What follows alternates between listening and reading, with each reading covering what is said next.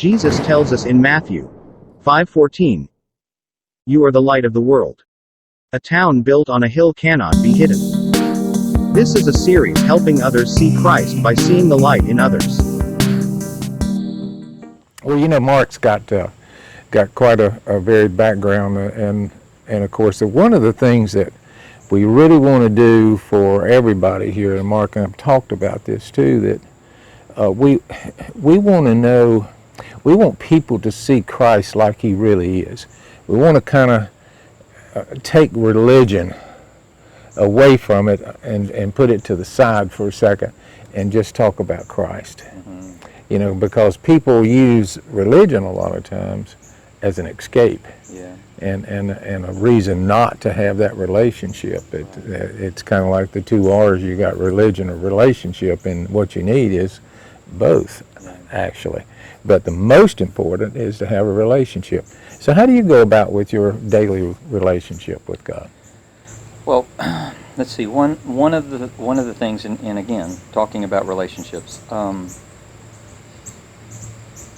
So many I have seen, excuse me, crossing my path in my life, would be they look at a disciple as someone other than themselves. They would never be a disciple. Mm-hmm. And yet, God calls us. He left us on this earth to be disciples and to be able to share the good news. So my mindset, for me, it was, I had to be shown that through examples. It's so funny. Examples of prayers that I would lift up to God for God to intervene on something without me getting involved in it. I'll give you an example. Mm-hmm. I had a season, or had this instance in my life when I met a young man named Jamie, and I was working on a big project in New Mexico, and where I was working I was working north of the Albuquerque area. So it was a big town called Bernalillo, and I was north of Bernalillo up in a place called Cuba, New Mexico. And that was 60 miles from Bernalillo. So I had to do some work. I had to go to meet with some meetings, some different things in Bernalillo. And I saw this young man walking on the side of the road. It was real windy that day, and it was in the desert. And it was real windy, and this guy was walking. He was in a bright blue t-shirt, and he had a step. His pace was really fast, like he was determined to get somewhere. He had literally nothing in his hands. And I was like, wow. I mean, I'm in Bernalillo, 60 miles from where I'm staying, and I see this young man walking down the road, and I was like, Lord, he's got quite a step, And then I just went to my meeting. I did my meeting thing, and I was in Bernalillo just for a little while. I might have picked up dinner or something for myself because there's not a lot to eat up there where I'm at. Got on the road to drive back to where I was staying. 30 miles from when I left, halfway, 30 miles within 30 minutes of me getting back on the road, I see this young man with that same pace walking on the highway.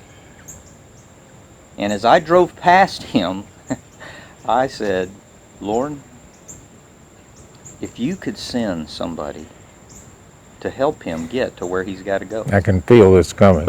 I was like, Lord, maybe it's a police officer, maybe it's a friend. Mm-hmm. But he's a long way. He could not have walked that far that fast. Lord, come on, 30 miles in 30 minutes. And I drove. And I prayed. And 5 miles into that driving away from him, the Holy Spirit turned me around, and I went back, and I pulled up to him. And I was thinking, because I had been warned by the people I was working with up in New Mexico that you had to be careful because of the Indians up in that area. Mm-hmm. They're living on the reservation. There's a lot of drugs. There's a lot of different things that goes on up there, but you have to be careful. They'll be on the side of the road, hitchhiking. They just said, just be careful. This young man was not hitchhiking. He was walking, and he was full pace, full speed. I turned around, and I was talking to myself the whole way down there, and I was like, well, I got a pickup truck, and I'll just ask him if he could sit in the back. I would feel safer to do that. Mm-hmm. pulled over right to him. He came up to the window, and I only cracked the window like so far. And he said, "Sir, thank you for stopping." And I said, "Well, how far are you going?" And he told me Farmington, which was another 30 miles or 40 miles past where I was staying. And I was like, "You're not going to get there by dark." I said, "Why don't you go ahead and hop in the back?" And he said, "Thank you." No hesitation, just jumped in the back, got in there, and got comfortable. I didn't even pull away before I said, the Spirit was just tearing me up. Mm-hmm. You're not hauling luggage, Mark. You're not carrying a package Let him somewhere. in the seat. Yeah. I said, "Why don't you come sit up here in the front with me?" And I introduced myself, and his name is Jamie, and I got to hear his story and what was going on in his life. And I was like, you got a long way to go. And it gave me an opportunity to share with him a little bit. And I asked him one of the questions, we got to the point of the Bible, and I said, a lot of times when you go to a hotel, I said, "Jamie, when you go to a hotel, you've seen that they've got a Bible, and a lot of times in the," and he said, yeah. And I said, "It's a Gideon Bible." And they put that in there for people because a lot of people, they're by themselves. They're troubled. They're going through some problems. Mm-hmm. And it gives that opportunity for them to open the pages. It's like a lot of times you just say, "Lord, speak to me," and you just flip the book open, try to speak to me in that. And it might be in a translation that you totally don't understand. And sometimes, a lot of times, you're grasping. Mm-hmm. Jamie was going through a real difficult time. He was now homeless because he had just got thrown out of where he was staying.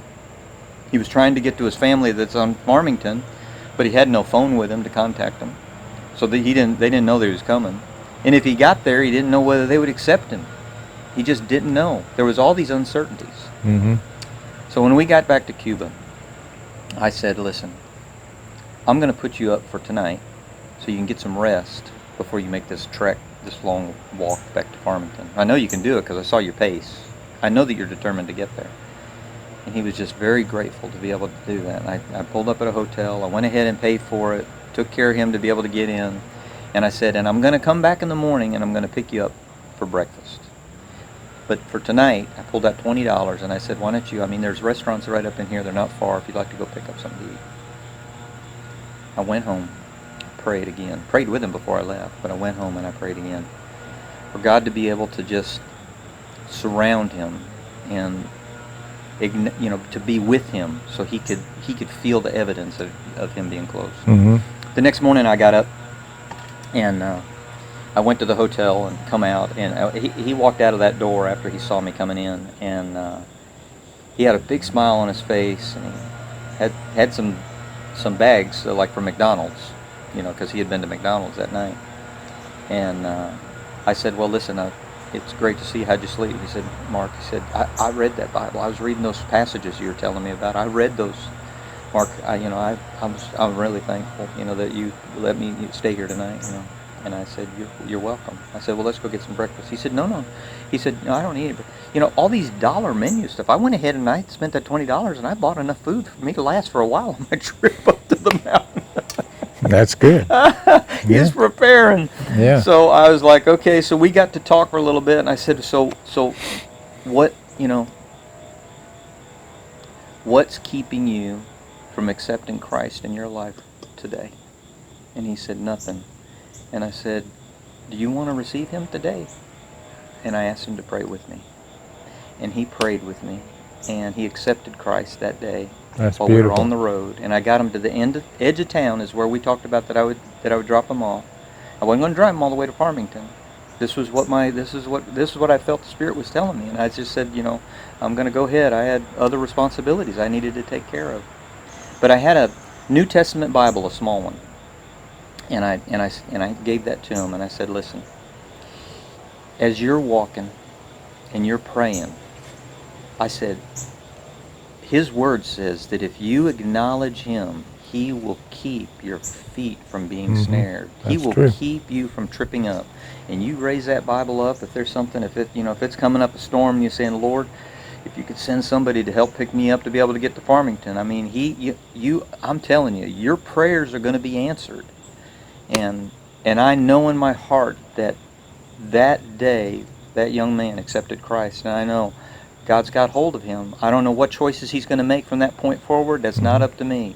But he accepted Christ that day, and in doing so, that ensured where he will spend eternity. Absolutely. So, We want to challenge you today to search the way you are portraying Christ in your life.